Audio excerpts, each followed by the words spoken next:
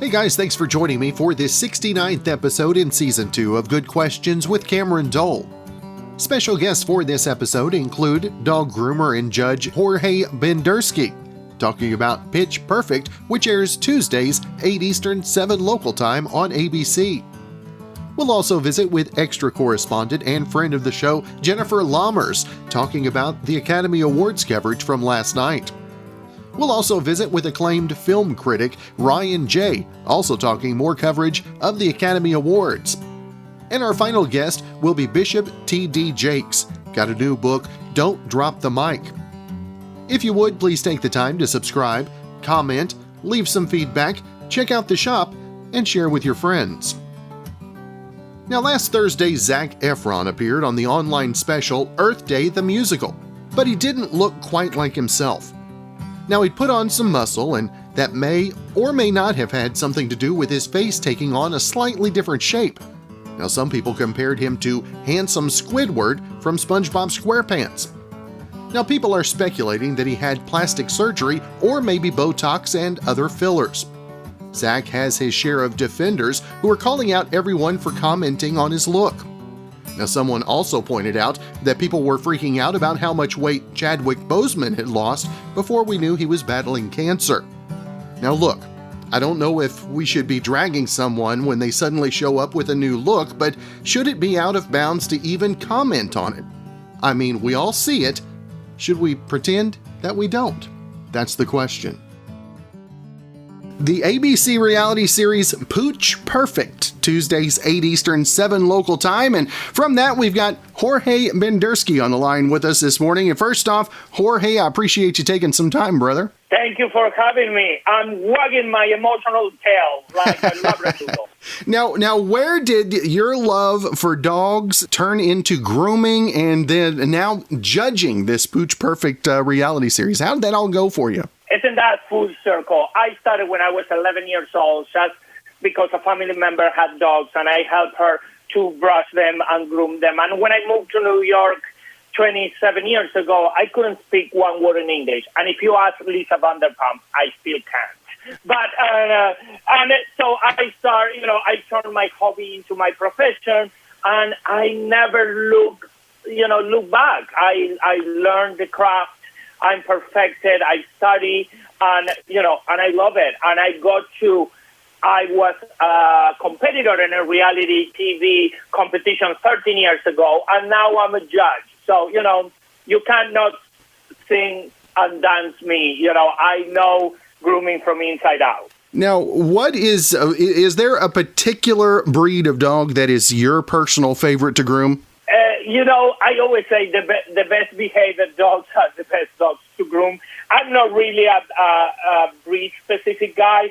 I love dogs that they've been exposed to grooming since they're puppies because they take it as a spa day. So a dog that is used to grooming is always the best dog to groom because a dog will look like the dog behaves. For you on Pitch Perfect, as folks have been able to check it out here in the early going, if folks have not had the chance to check it out, tell our listeners a little bit about the reality series and how the competition goes as well. Well, it's a competition where we got the 10 best dog groomers in the country and their assistants, and they compete on creative grooming. Creative grooming is turning a dog into a pumpkin or a skunk, or like this coming week is Disney week. So you will have the dogs turning into Frozen, into a Hercules, into the Little Mermaid, all using their coat, only using non-toxic dog products. That is very important to tell everybody. Every single product that we use are non-toxic and designed for dogs. And every week, somebody will be wagging their tail and somebody will get brushed out of the competition. But it's getting very hard because the best of the best is really, really bringing incredible pieces of art. For you, what is maybe the biggest misconceptions that the average person has about the industry of grooming? Well, a lot of people believe that grooming is just about making dogs pretty. And it's not. A clean dog, a well-groomed dog is a healthy dog. Through grooming is the best way for early detection or kind of like skin diseases, an ear infection, an ingrown nail, fleas and ticks, an allergic reaction. You discover all that through grooming. So you cannot depend on a yearly visit to the vet to find out what is wrong with your dog. Regular grooming is the way to keep dogs healthy. And it's not just about making it look pretty. I think I mentioned to you, we've got a few dogs here, and they go everywhere from the Yorkie up to the Great Dane. And what's the biggest thing that you need to be careful of if you're doing home grooming, especially on a variety of different types of dogs? Well, the most important part is like you need to learn how to use the grooming tools and use the right grooming tool for each kind of coat. If you have a Yorkie, you will use a slicker brush or a pin brush. And if you have a dog with short hair, you're using a rubber brush because short-haired dogs, they still shed. So by using a rubber brush, you make the hair follicle stronger, so it will hold the hair longer. So learning how to use the right tools is very important in order to groom your dog safely. That's why I wrote a book that is called Do It Yourself Dog Grooming, From Puppy Cuts to Best in Show. And that will teach you how to identify different kind of coats and find the right tools and how to use them. That is the most important part. That's right. And again, the new episodes air Tuesday nights, 8 Eastern, 7 local time on ABC, Pooch Perfect. And Jorge, I always want to make sure and let our listeners know where they can not only find more information about your book, but also everything you got going social media-wise as well. Well, you can, Google me. You just put groomer Jorge or Jorge Bendersky, and you can follow me on Instagram. It's with most of the stuff happening right now. And then you can catch Pooch Perfect on Hulu the day after, or if you want to catch up with all the previous episodes. But, I'm everywhere. That's right. Well, again, Jorge Bendersky, it's been great to have the chance to visit with you. Hope you have a continued great rest of your week, and we can catch up again real soon. Perfect. Have a great week. Remember, tomorrow, 8 p.m., ABC.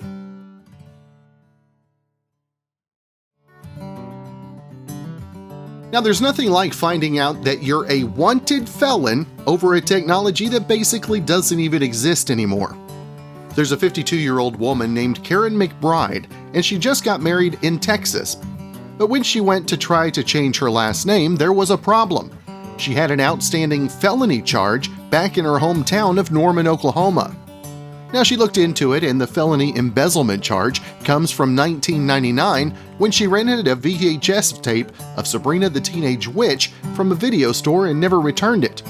Now, the charges were filed in March of 2000.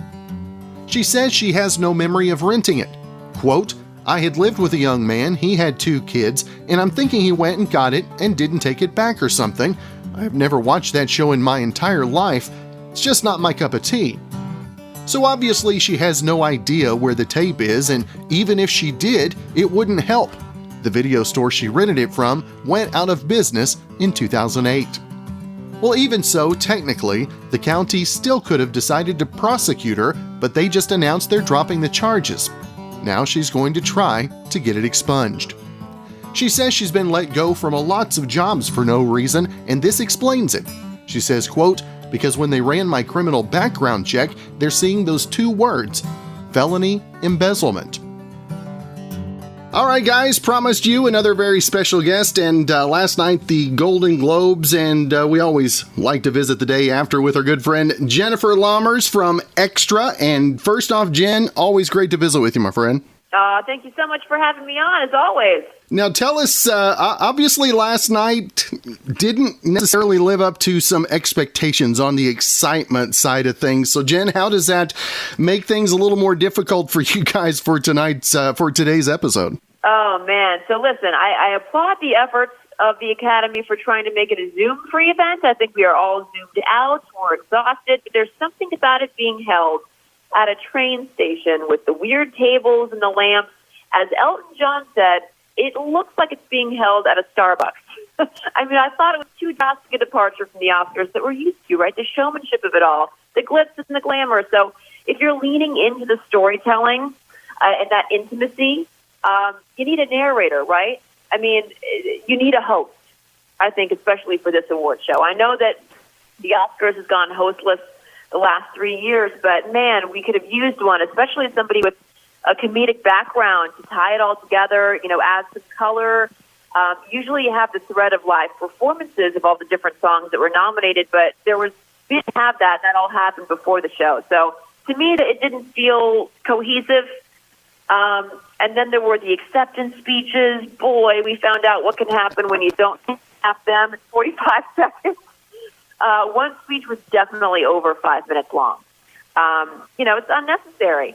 But that said, there were a couple of moments that made the show worth watching, right? I mean, I thought that Tyler Perry's speech was incredible. He got the humanitarian award. He talked about meeting in the middle, and that's where the love happens. That's where the healing happens.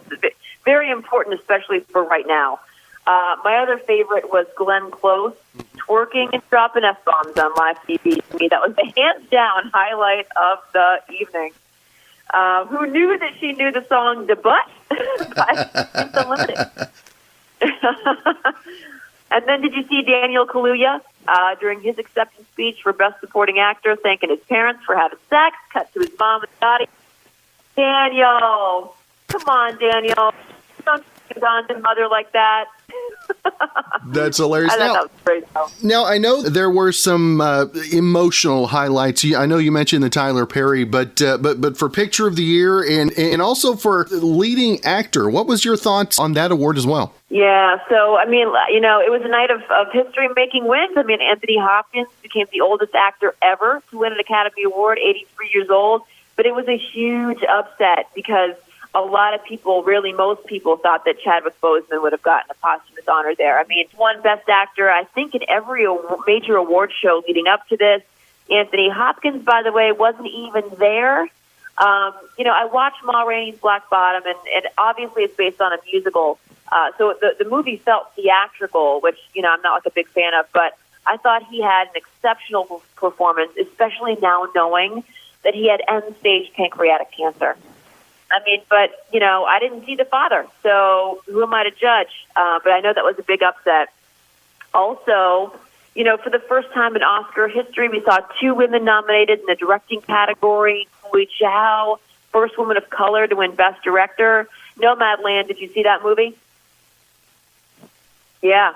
So if you haven't seen it, I think it deserved Best Picture in my book because Chloe Zhao and Frances McDormand, who also won Best Actress, spent 4 months, traveling and shooting this movie in an RV in the middle of nowhere and dealing with real life nomads. So most of the actors in this film weren't even professional actors. They were just themselves.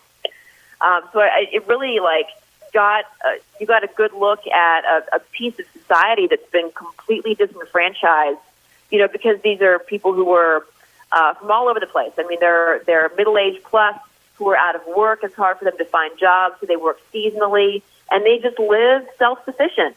So I thought it was a really, really good story, but you have to kind of know going in what you're in for. And this isn't the kind of movie that you're going to want to watch when, you're folding laundry or doing other things around the house. Like, it's not action-packed.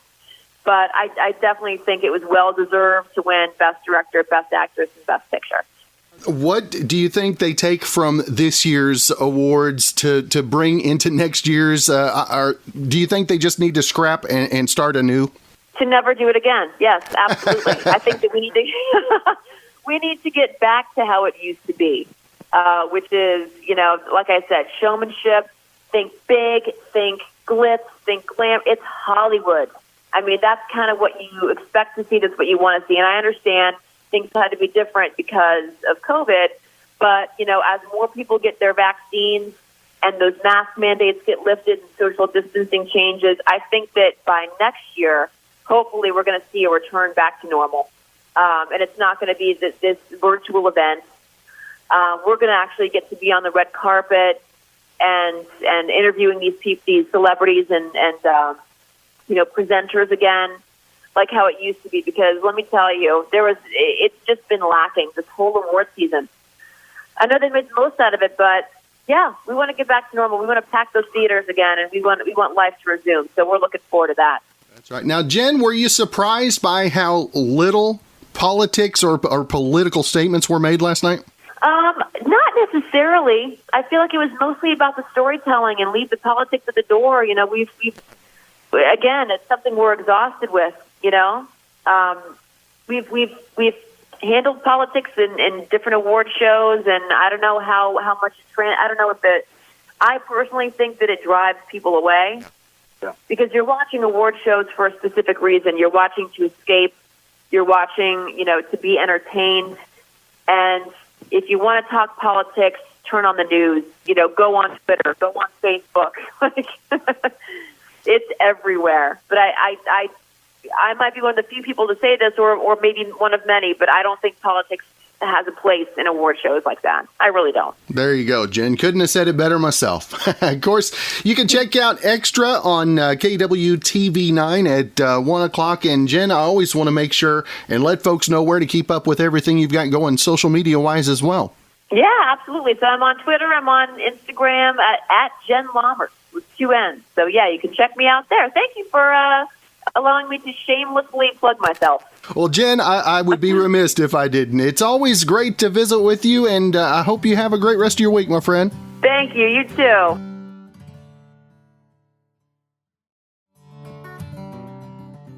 Well, every parent dreams their child will one day grow up to feel like a freak on a leash, am I right? Well, earlier this month, a woman named Kels in Seattle had a baby girl. And on Friday, she got the baby's birth certificate, but the hospital messed it up. She wanted to name her baby Cora, but the hospital wrote down Corn with a K.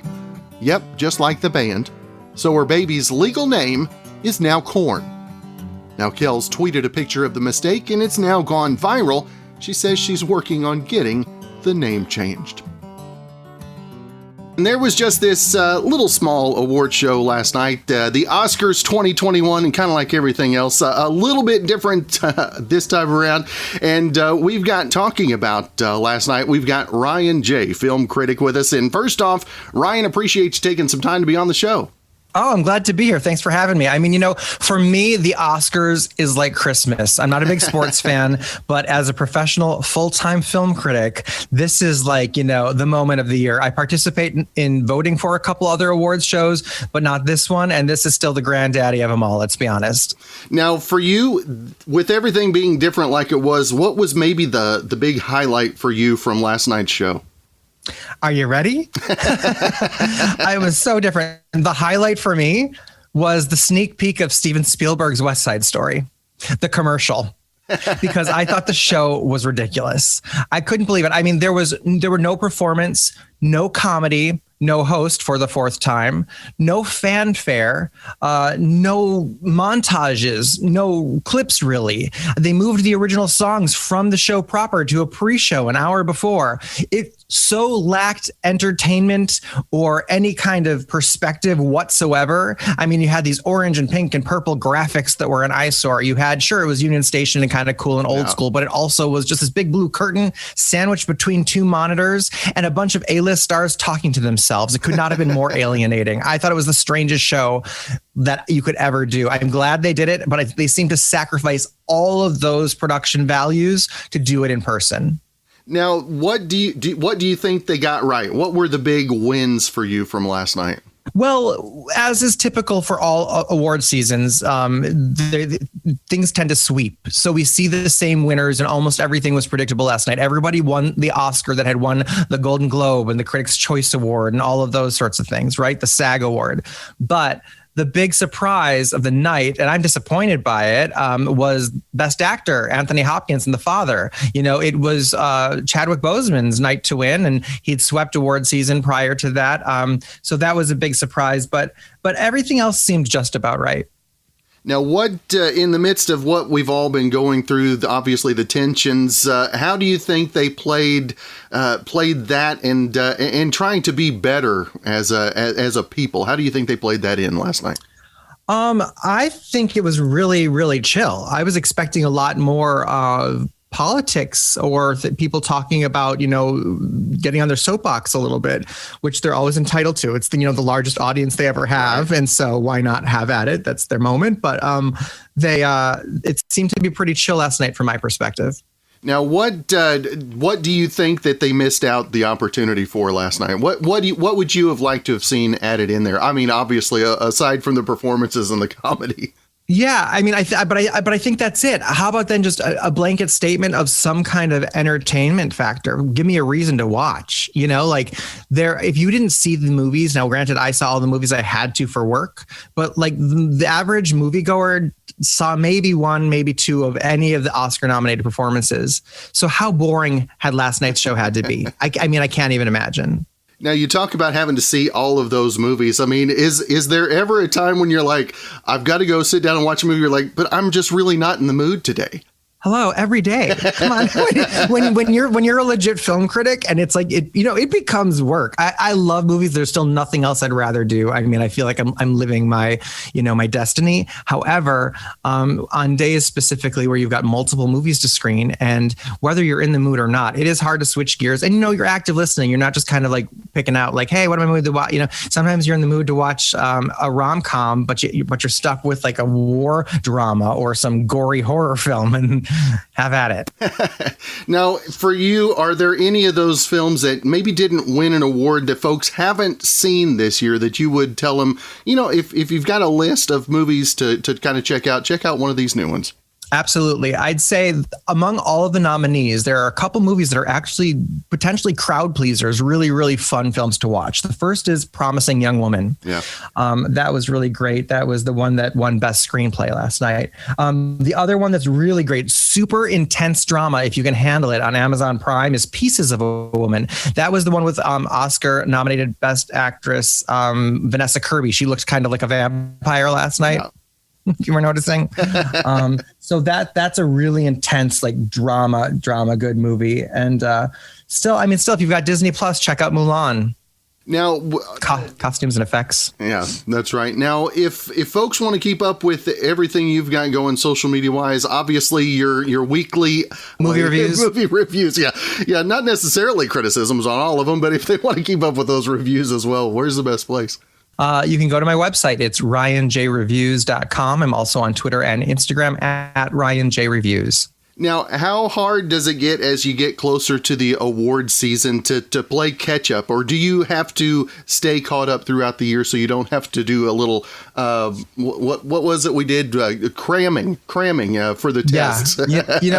It doesn't matter how good you are actually, because I am very good each week seeing the new movies that open as they open that week. But studios are the naughty ones. Studios are the ones that hold all their big Oscar contenders. Right. So they're fresh in the mind of the voters and the marketers toward the end of the year, toward Oscar and award season. And they just throw at you an inconceivable amount of movies.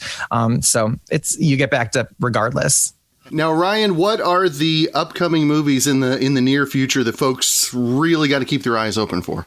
Well, I'm still looking forward to Black Widow. I'm looking forward to Candyman, is a horror film, a remake that's coming out. I'm looking forward to, I think, In the Heights looks like it's going to be phenomenal this summer. So there's some big ones. That's right. Well, again, Ryan, it's been great to visit with you. Hopefully next time around, a little more entertainment value next year, Hopefully, right? Hopefully, definitely. Thanks so much, Cameron. Ryan, great to visit with you, brother. You too.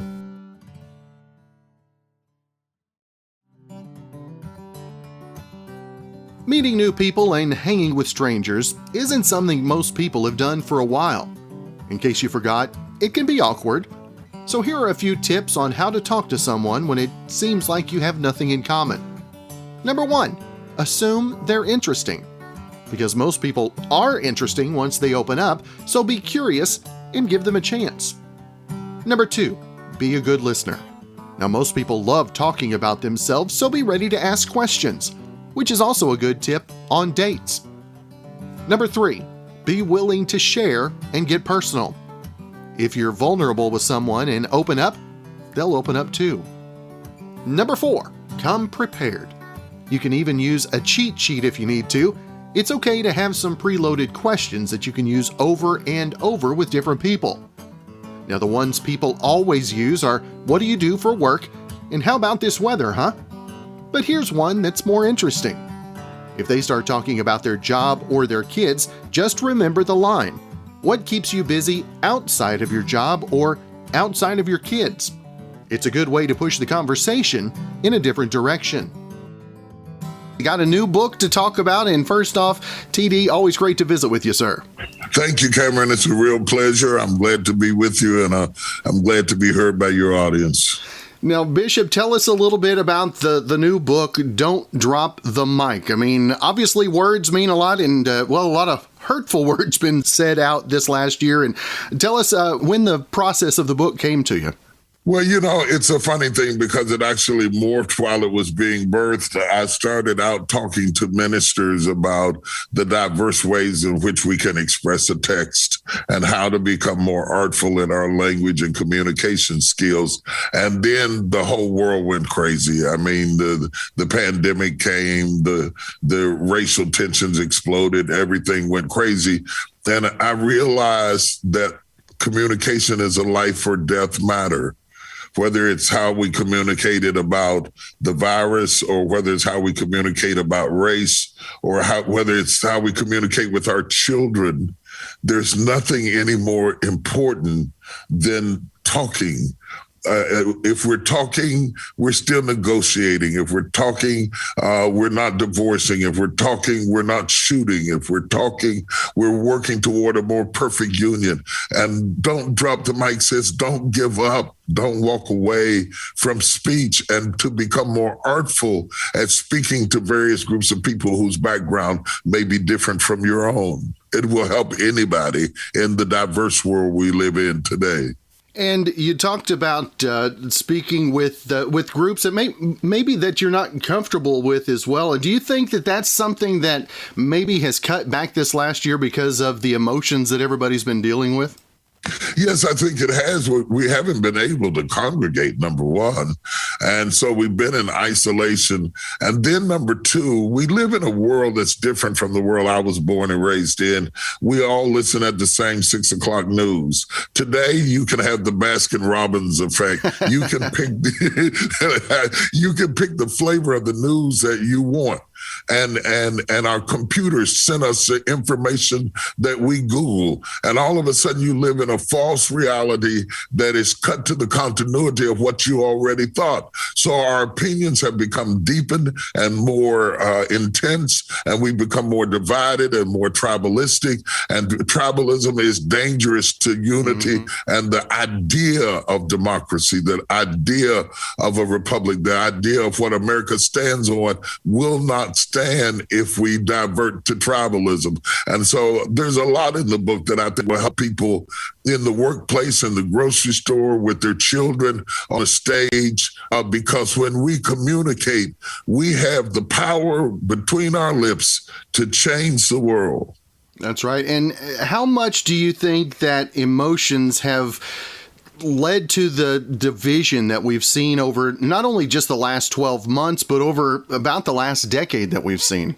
I think that we are being manipulated into emotional rage. People are telling us what to be angry about. They're showing us on TV what would make us angry. Right. They're presenting, the art of preaching, for example, is how you tell the story that determines how the audience feels about the story. And that's also true about the news. And that's also true about what we're exposed to. And we're drinking the Kool-Aid, and we need to stop it. We need to stop it, and really calm down and back away from everybody else's opinion who are editorializing the news we ingest, because they're poisoning the sense of brotherhood and humanity that we have for each other, and also listen more to people and their diverse experience and stop telling each other how we ought to feel. And Bishop, obviously faith has helped so many over the last 12 months. And how have you leaned on your faith unlike any time else in your life, Bishop? Oh my gosh, you want to be on here with me all day. my faith really carried me through the frightening time. I've never seen anything quite like the last year and a half in all of my life, and I've never buried as many people, and I've never responded to as many people who are traumatized. Remember that trouble doesn't last always, but trauma does. And if you're not careful, you think the trouble is over and the trauma is gone. But we're still seeing escalations in murder rates. We're still seeing domestic violence. We're still seeing suicide. The trauma is still on us, and we have got to treat the trauma. And Bishop, what do you think it's going to take for us to turn back and become a United States again? I mean, there's so much division. What do you think it's going to take for us to come together? I really, really do believe this is really going to shock you. I really think there's more power in Starbucks than there is in the White House. I think that when we sit across the table with each other and have a cup of coffee with people that are different from us, we can become more united than we can where politics enters into the game and people have hidden agendas and career agendas, and they take positions based on their longevity in office. I think the real hope of America is on the elevator and in the mall and in the bus and in the grocery store, when we as Americans talk to each other and get together and break stereotypical ideas about each other. That's right. And again, I want to make sure, Bishop, and mention where folks can find more information about Don't Drop the Mic, and of course, everything you've got going social media wise as well. Yes, I'm on social media, Instagram, Twitter, and Facebook at Bishop Jakes. They can reach me. I'm pretty easy to find. I just did I'm very happy about 2 Lifetime movies that my company produced for Lifetime, getting ready to produce 2 more. So you can get updated. My leadership conference starts this weekend. I've got a lot going on. You can be updated on all that's going on if you go to tdjakes.org. You can pretty much see what's going on in my space. All right. Well, Bishop T.D. Jakes, it is always a privilege to have the chance to visit with you, sir. Appreciate your time and look forward to talking again real soon. Thank you for having me. I appreciate you. Well, thanks again for joining us for this 69th episode in Season 2 of Good Questions with Cameron Dole. If you ever have a comment, question, or anything else you'd like to know, you can hit me up on the contact page at gqwithcam.com. You can also find me on socials, Instagram, Twitter, and Facebook at GQWithCam. If you'd like to help out in the funding for this podcast, visit the merch store. We've got hoodies, mugs, tumblers, shirts, stickers, and more. GQWithCam.com/shop. If you have a special guest idea, email me, gqwithcam@gmail.com. Thanks again to Brandon Allen for coming up with our theme music. We're going to let him play us out and hope you guys have a great rest of your Monday.